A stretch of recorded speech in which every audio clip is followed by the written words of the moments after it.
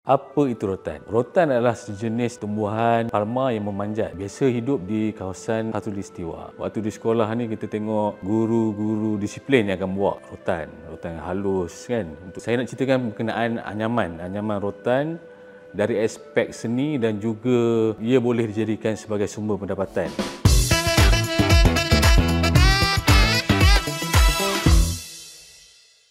Anyaman rotan merupakan satu seni warisan yang mempunyai nilai seninya dan dikenali juga sebagai kraf rakyat. Ianya telah lama bertapak sebagai produk kegunaan harian masyarakat setempat. Kita ada pelbagai bahan.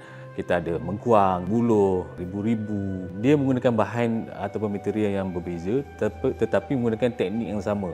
Sebelum ni persepsi dan gambaran masyarakat kita terhadap anyaman rotan ni biasanya dia dibuat oleh orang buta, makcik-makcik dan orang-orang lama lah. Tapi pada masa kini anyaman rotan ni telah divariasikan dan diinovasikan dengan pelbagai dari segi bahan, bentuk, warna dan juga teknik lah. Rotan yang ada di Malaysia ni kita boleh kategorikan kepada dua, iaitu rotan kecil dan juga rotan besar.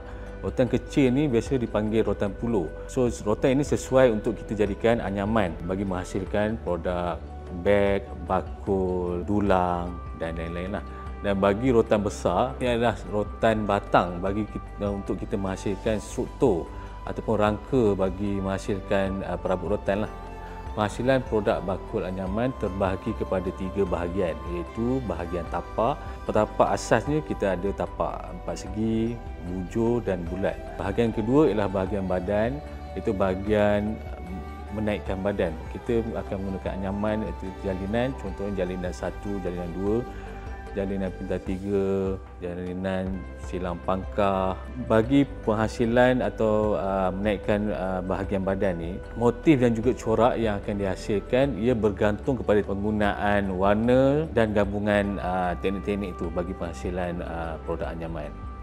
Seterusnya adalah bahagian pemati, iaitu bahagian ending bahagian bakul. Yang mudah dan biasa kita gunakan ialah contoh pemati 1, 2, mati kubah dan lipat-lipat. Antara perabot-perabot yang kita buat dan yang hasilkan ialah kerusi, meja, katil dan kelengkapan rumah. Bila aku dah dapat ceburi benda bidang ni, aku rasa benda tu dia mempunyai nilai seni ataupun value dia tinggi lah. Ni contoh kau buat bakul ke ataupun kau buat perabot, dia mengajar kau cara kau bersabar. Bila kau silap kau kena buka balik. Kau bukan boleh kau nak potong-potong nak ganti kan. Kau kena buka balik.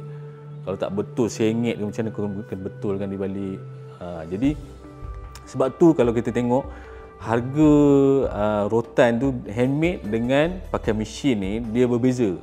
Handmade ni dia agak mahal lah sebab dia menggunakan kemahiran tangan tu. Produk-produk ataupun perabot yang zaman dulu memang kita majoritinya pakai rotan lah, sebab rotan ni adalah sinonim lah dengan kita punya culture ataupun masyarakat kita zaman dulu ni. Cuma rotan sekarang ni dia dah high value dia lebih mahal. Kalau ikut harga material saja pun dah mahal. Pandangan untuk kepada anak-anak muda sekarang ni kan. Appreciate lah benda-benda ni kan. Dia punya culture ataupun bahan yang memang ada kat ni. Kita tak perlu import daripada luar benda-benda. Jadi aku nasihatkan kepada golongan-golongan muda ni, sementara ada yang orang lama-lama yang ada ilmu ni, ada kesempatan pergi belajar seni macam mana cara dia nak buat satu-satu anyaman tu kan. Selain itu kita perlu memartabatkan hasil kraf Malaysia kita lah.